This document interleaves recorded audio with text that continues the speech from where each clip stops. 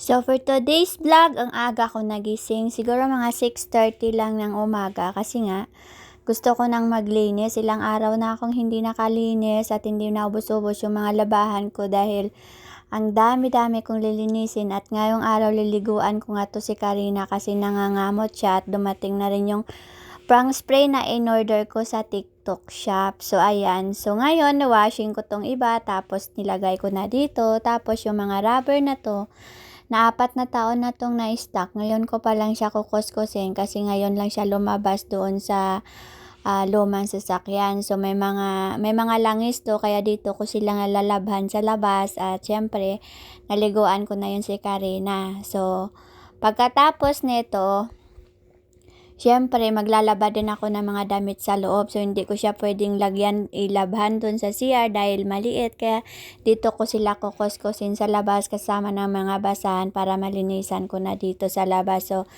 ang sakit pati ng likod ko kasi ditong banda sa pintuan nadulas ako ng nakaraan at buti na lang hindi naman ganun kabigat yung pagbaksa ko pero 3 araw ko dinamdam so hindi ako nakapagsumba ng linggo dahil nga ng Sabado ng hapon nadulas ako dito so hindi mo na ako nagsumba at hanggang ngayon medyo may sakit pa so naglagay na rin ako niyan ng salumpa sa likod ko at sabi ko nga ngayon maliligo na ako. So, 'di ba? So, medyo may lahi ako na pagkakambing kaya minsan hindi ako naliligo kasi pag pakiramdam kong hindi maganda yung or mainit yung likod ko or nilalamig ako pag naligo ako nun automatic may sakit na naman ako at may lagnat na naman ako. So, inaatake ako ng pagkakambing ko kaya hindi ako naligo. Pero ngayong araw maliligo ako syempre dahil nagligo din ako ng aso ko. So, amoy aso na ako yung to this video natin kaya pero syempre kailangan ko tapusin tong kaskas nung dito sa mga sapin na to ng rubber na to kasi para 'di ba nakatambak kasi dito sa ilalim ng bike at naiinis ako pag maraming natambak, nai-stress ako pag marami akong nakikitang kalat. So 3 lang kami dito, pang-4 yung aso pero yung bahay namin parang laging binabagyo kasi syempre ako lang yung nagliligpit tapos madaming nagkakalat. So ayun. So wala tayong magagawa diyan. So ayan, kung nakikita nyo binabrush ko yan kasi nga may mga langis at sabi ko nga baka may madulas na naman dito. So ayun, pagkatapos nito, hindi pa nga tapos 'di ba? Tinatapos na kagad. So syempre, kailangan pagkatapos nito lilinisin ko pati sa labas. Tapos syempre nag-iigib ako ng tubig dito sa lababo kasi wala naman kami diyan gripo sa labas. So sa lababo ako kukuha at yung Karina na to, wala siyang ginagawa kundi ang magkalat.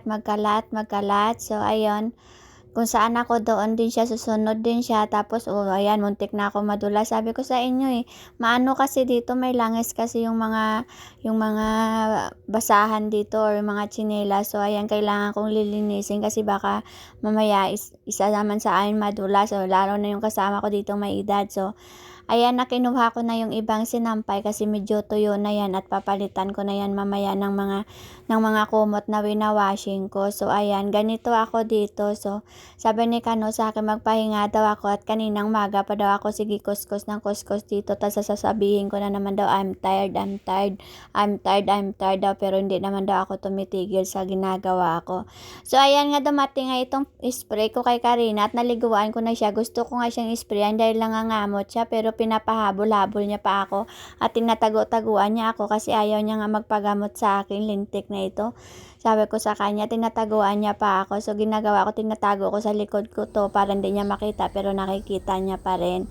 So, ayan, nagwa-washing pa rin ako dyan at hindi pa rin natapos-tapos yan. Iwan ko, tsaka ang dami-dami kong laban. Hindi ko alam kung naubos na yung hanger ko, hindi pa tapos. At ginutom na nga ako at kumuha ako ng turon doon sa ref at ininit ko. Niluto ko yan kagabi at ngayon ko lang siya nakain. So, ayan, hindi na tuloy siya toasted. So, kasi nga, syempre, malamig. Tapos, ininit ko na lang siya sa oven. Pero, at least, ginagutom na kasi ako dahil wala akong maisip. Buti naalala ko tong turon ko na nasunog kagabi. Ayan, memeryendahin ko to. Tapos, pagkatapos ko magmemeryenda, pagtutuloy ko na naman ang aking paglilinis. Kasi, gusto ko talagang matapos lahat yung ginagawa ko. Kasi nga, yung aso ko kinahila-hila niya yung mga labahan ko, so nagkakalat. So ayan, bumaba na nga si Kano at sabi niya sa akin, hindi pa din daw ako, tapos mag-12 na daw, hindi pa rin daw ako, tapos ano ba daw yung ginagawa ko dyan, kuskus daw ako ng kuskus, hindi ba daw ako napapagod, tapos mamaya daw mainit na naman yung ulo ko. So ayan, sabi niya lutuan niya daw ako ng itlog para daw makakain na ako, pero masama yung pakiramdam niya, pero siya pa din magluluto sa akin kasi nga wala akong sinaing, wala akong niluto, tsaka tamad ako magluto talaga. So kung ano lang yung makikita ko dyan na mga bahaw-bahaw dyan sa ref, yun lang yung kinakain ko. Sabi niya sa akin, sige lang daw ako trabaho, tapos wala daw laman yung tiyan ko, kaya sabi niya sa akin, nahihilo daw ako. Tapos sabi niya, kasi hindi nga naman daw ako kumakain. So, ayan na yan si Karina. Tapos dumating na nga si GM dahil nagbayad na siya ng Meralco dahil nakaka-stress din pag may mga bayarin ka na hindi mo babayaran. Hindi naman papayag si Meralco na uutangin. So, ayan, sabi ko bilan si Karina ng bagong laruan. Kasi nga, ang mga laruan niya, hindi ko alam kung nasaan niya nilagay. Tinapon niya na siguro kasi mga luma na. So, ayan, binilan siya ni Andrea at ni GM ng laruan dahil nga pag galing nila nagbayad ng kuryente, sabi ko bala nila to si Karina ng laruan para hindi siya magngat-ngat dito na magngat-ngat ng kung ano-ano kasi wala na siyang mangat-ngat. So, ayan, si tuwang-tuwa din siya, sabi niya sa akin. Sabi niya, ayan na yung pa-birthday ko sa'yo, Karina, kaya wag ka na mag-inarte kung ayaw mo mapalo kita. So, ayan, grabe talaga ang pagod ko ngayon kasi ang dami kong lilinisin. Tapos, nilinis ko nga to ang sopa kasi may mga balahibo ni Karina. Wala kasi akong vacuum, kaya, ayan, so hindi ko naman to pwedeng palayasin si Karina kasi kawawa naman siya. Tsaka mabait naman to si Karina eh. So, ayan, tuwang-tuwa na siya sa mga laruan niya, palipat-lipat na siya, tapos ako taga-sunod ng kalat niya sa rapakpakin. Pero syempre, ganun talaga. So, 'di ba? Tuwang-tuwa na siya sa bago niyang laruan, mapapayabang-yabang pa siya, pupunta pa siya sa pinto. Siguro papakita niya sa mga aso diyan sa labas. Sabi niya, may laruan ako, kayo wala. Ganun siguro ibig niya sabihin. So, ayan siya, naglalaro siya dyan habang nagpapahinga ako, habang kumakain ako ng turon, pinapanood ko siya. O, 'di ba? Kasi 1 year na siya kasi nakaraan nag-birthday siya, so wala siyang regalo. Kaya ito yung regalo niya. Ngayon, 2 bola. O, diba? Astig si Karina ba? Mayroon siya regalo ba? So, ayan, nakaligo na rin ako. At syempre, maglalagay tayo kunwari ng ano sa ating mukha na hindi naman naputi yan kahit anong gawin natin. So, parang kasama lang sa, alam nyo na, sa mga pakikay-kikay natin. Pero, pagod na ako dyan. Pagkatapos nito, magluluto na din ako ng aming tanghalian na parang merienda na siguro, kaya launa na ito, hindi pa kami nakakain. So, ayan lang, bye-bye, sa susunod ulit, at abangan nyo yung ating kadugtong ng ating video na to kasi magluluto ako ng sopas, kasi sabi nga ni Kano, iluto mo ako ng niluluto mo na may milk na sopas. So, ayan, bye-bye, yun lang, at magpiprepare tayo ng ating lulutuin na dopas. So, habang naglalaba ako kahapon, bumaba nga si Kano at sinabi niya sa akin na kung pwede daw ako magluto ng dopas or sopas dapat talaga yon. So, bupas lang yung nasabi niya. So, sabi ko, sige, after ko maglaba, magluluto ako at tamang-tama na lumabas si JM at nagpabili na rin ako ng gatas dahil pinagbayad ko nga sila ni Andrea ng Meralco dahil hindi ako makalabas dahil ang dami ko ditong ginagawa. So, ayan. So, alam kong gusto niya talaga to at sabi ko nga, after kong maligo, magluluto agad ako ng sopas kasi sabi ko para maanuhan naman siya dahil ilang araw siyang masama yung pakiramdam, halos kami lahat, pero ako nag-inom agad ako ng gamot after nun kaya hindi sa akin natuloy. So ayan, nagpaglabas na nga pala ako nito ng manok na ginawa ko siyang chicken fillet, yung pinapatanggalan niya sa akin ng buto. So, akala ko madami na yon pero konti lang. So, gagawin ko niyan, i-defrost ko siya habang nagbibihis pa ako or naglalaba para mamaya pag niluto ko pag gusto ko ng lutuin, medyo malambot na yung manok. So, ito na ang ating gagawing sopas. So, ayan yung aking manok. Akala ko malambot na siya pero matigas pa rin pala siya kasi hindi ko siya binabad sa tubig. So, hinayaan ko lang siyang ma-defrost habang naglalaba ako.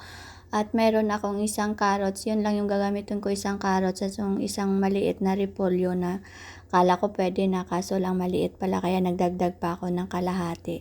Tapos nagpabili ako dyan ng isang lata ng evap para gagamitin ko siya. At bawang sibuyas lang, yun lang yung gagawin ko.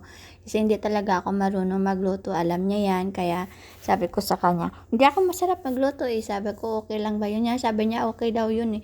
Masarap naman daw yung niluto ko na yun na bupas. Kaya sabi niya, luto ko daw siya ng bupas kasi parang gusto niya daw mag-igop ng sabaw. So, first time kung sabi niya sa akin na magluto ako ng bupas kasi nga, hindi talaga ako nagluluto dito. Nagluluto ako yung patsambahan lang, yung minsan okay, minsan hindi. Kaya kanya-kanya kaming luto dito sa bahay ng ulam kung sino yung may gusto kasi nga syempre ayoko yung napapanis yung ulam. So minsan nagluluto lang ako dito yung may gawa dahil syempre magtatanghalian sila dito. Pero pag kami lang, kanya-kanya lang kami ng luto dito kasi nga iniiwasan ko yung mapanis. Yung ba, magluluto ako tapos hindi nila nagustuhan.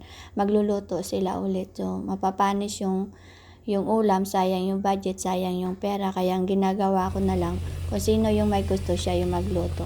So, ayan na nga pala yung ating sopas. So, konti lang yan. Maliit lang na kaldero yung nilutuan ko at ganyan yung siya niluto ko. May carrots at ginisa ko lang yung ang manok sa sibuyas at bawang. Tapos ayan, nilagyan ko na siya ng isang latang gatas. So parang ang dami-dami ng gatas na ginamit ko kasi ang liit-liit lang ng kaldero. Kaya ang sarap-sarap ng lasa niya. Maaamoy mo pa talaga siya kapag kapag nagkulo na siya, yung amoy ng gatas, yung amoy creamy. Hindi ko na rin to nilagyan ng hotdog kasi ayaw rin ni Kano ng may hotdog. Kaya sabi ko, manok na lang din. So, ayan lang. Manok, repolyo, carrots, tapos konting macaroni noodles kasi tataba naman yan sila pag matagal na. So, ayan. So, ayan na yung aming bupas. Bupas kasi yung tawag niya dyan eh. Pero sopas talaga, nakakalimutan niya lang. So, diba, ang creamy. Ang sarap pala pag maraming gatas yung niluluto mo kasi alam mo yun, yung lasa niya kakaiba. Dati kasi nagluluto ako, hindi ko maintindihan yung lasa kasi yung ginagamit ko ay yung fresh milk. So, magkakaiba pala yun. So, sabi ko sa kanya, tikman niya at sabi niya nga, wow, amazing. Good. So, ayan, amazing daw. Sabi ko sa kanya, baka mauubos na to sa kakatikim-tikim natin. Tapos, ayan, nilagyan ko muna ng gulay kasi kumulo na siya. Tapos, sabi ko sa kanya, dahil nag-CR pa siya, sabi ko, tikman mo na to kung pwede na to para makakuha ka na. So, kumuha siya dito ng isang malaking mangkok at hinarot-hot niya yon ng higop. Ang sarap-sarap daw kasi dahil ang dami-dami ko daw gatas na nilagay. So, dati kasi talaga fresh milk yung ginagamit ko. Iba pala yung lasa nun sa ibap, no? Basta sabi ko dati nung nagluto ako, bakit parang iba ang lasa nito, 'di ba?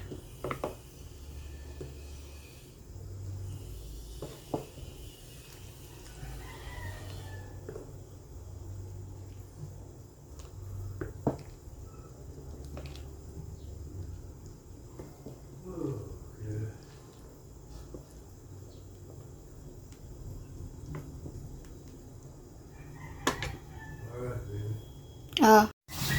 Which is bowl of it? Yeah, this one.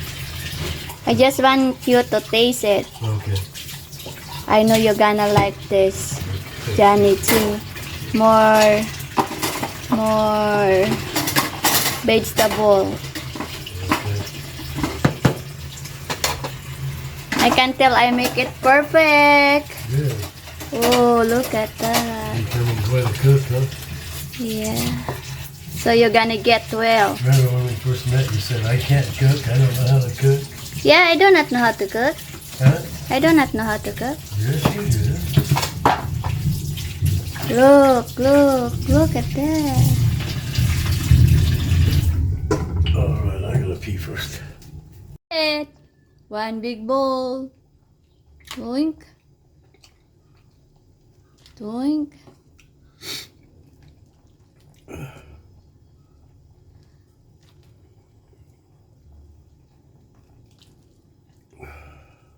See? It's yummy. Yeah, it's good. I'm not picky, you know. Yeah, it's okay. Thank you, baby. Okay. Good job.